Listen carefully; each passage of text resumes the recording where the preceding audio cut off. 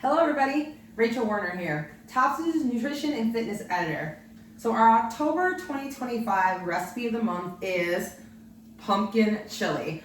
I hope y'all are as excited about it as I am. To be actually specific, pumpkin spice chili, right? So this is not just any chili recipe or any even pumpkin chili recipe. So if you're like, already got one, still give this one a try. It's low cal. You can also make it even more low sodium than what it shows in the recipe notes online. So I'm going to show you, you can also make it completely vegetarian. I have the option of using like veggie meat crumbles or ground turkey or ground beef, but the reality is that you can just leave the meat out altogether, even like a substitute meat, and just have it be like the beans for your source of protein. You can actually put two types of beans in it, as you'll notice also in the recipe notes. So there's a way to still get plenty of protein, and then if you leave out the meat, that would also decrease the sodium content, just as an FYI if you're looking to make this even more low sodium. It's not high sodium, but it's technically not low sodium if you're following along with specifically the recipe instructions. As you can see, I am cooking up, or maybe you can't see, you see me at the stove, but what I am mixing up is actually I am using vegan meat crumbles with some white onion, because there is onion in the recipe. Either red onion, yellow onion, white onion will work.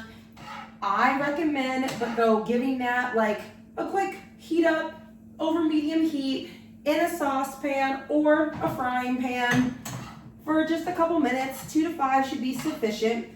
And you're gonna this would be a good time to add in some initial seasoning if you're using anything. Like, this is a good place to put your garlic in, right? I really like to add my garlic directly to like meat and onions. That just helps like the flavor kind of come out a bit more.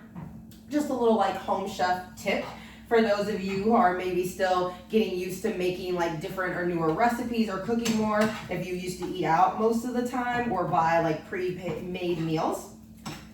So like this is getting pretty cooked to being done here, or at least done enough for me to transfer over into my slow cooker base. Now, one of the things I want to make sure everyone understands is that you can make this recipe, as I could say, in a pot, right? You could just cook this within like an hour or two. The recipe right now talks about putting it in a slow cooker, because I'm all about getting meals together and having them prepped so that like either the night before or the morning of that we're gonna eat it, so then I can leave, go teach a yoga class or run with the dog and run errands and create more recipes for Tops.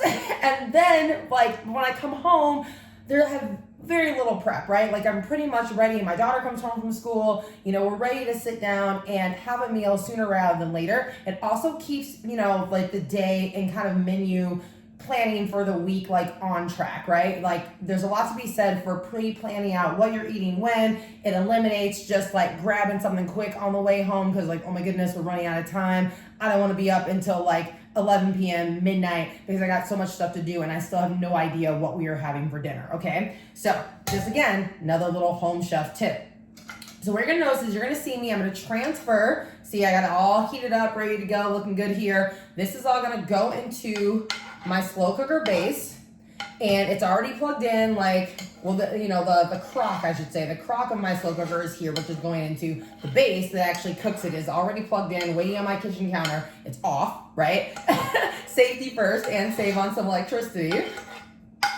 So that's all going in. This almost smells really good. I almost wish I had kind of kept some of this out so I could make myself some veggie tacos. But okay, note to self, in the future, if I'm making chili, make a little bit of extra of our faux meat mix, or even real meat if I'm making it for my daughter, like ground turkey, ground chicken, or ground beef. And then I could also then have tacos, right? Like that would be another meal that we could easily then have. But so I'm already storing that away, okay?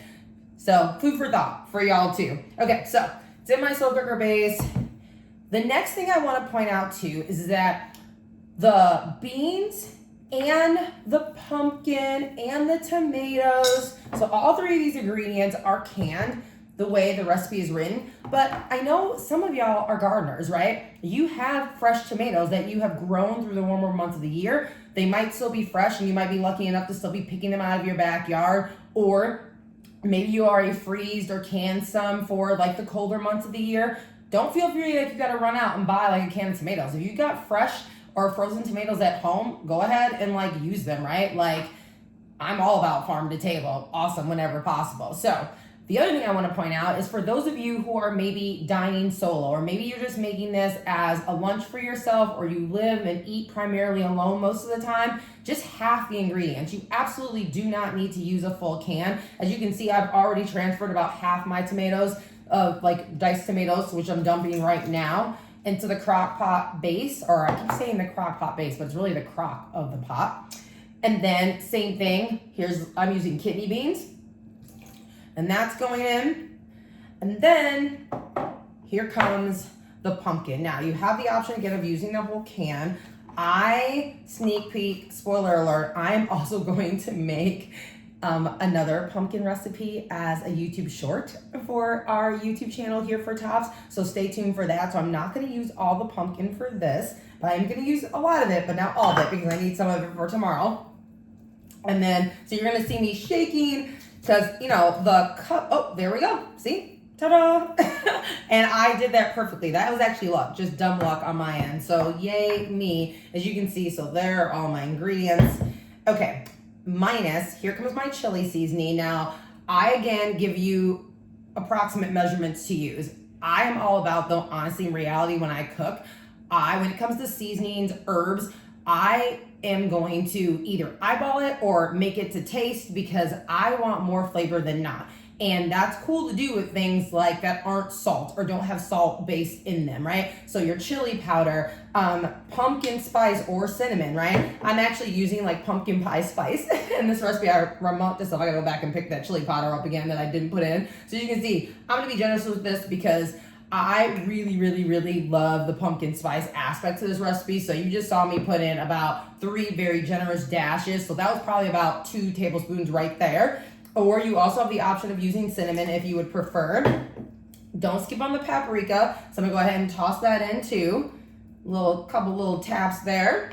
And then again, I had to go back to grab my chili seasoning because I do want this to still taste like chili and not just pumpkin pie. Okay. And then that's it, except for either water or veggie broth. Now, if you're gonna use a broth, veggie or chicken broth would also, or maybe beef. I would actually probably, honestly, I'd stick with veggie broth, water, or if you're not a fan of veggie broth, you could also use, either way, you should be buying a low sodium or no sodium broth. Or you could also use like a beef broth if you're putting ground beef in your chili, right? So kind of keep like things together, if that makes sense from a flavor standpoint. Here goes, I'm back to my measuring cup. And as much as I eyeball things like seasonings, I don't tend to do that with things, again, that have sodium in them. My broth is low sodium. So I'm going to measure that out so that I can stay like right on cue with like the nutritional analysis, right? So anything that's going to shift your nutritional analysis in regards to sodium, sugar, proteins, those are some, like, I would say key things just to make sure you're like anything like that, measure it out, and the calories too. If it can greatly shift your calories in some way, shape or form, or carbohydrates, it's always good to measure those types of ingredients out when possible. So I'm going to go ahead. You can see me again, same thing like I said about the tomatoes and the beans and the pumpkin, that, hey, if you are eating alone or I'm just making this 1 or 2 servings for myself for whatever reason, then half, right? Don't use the full amount in the recipe that calls for just half that. And then here we go. So that's what I just did because my daughter's a fan of chili. I'll be honest. I don't know how she'll feel about the pumpkin spice. I've made pumpkin chili before, but this is like a new rendition. That she hasn't had the pleasure of tasting yet.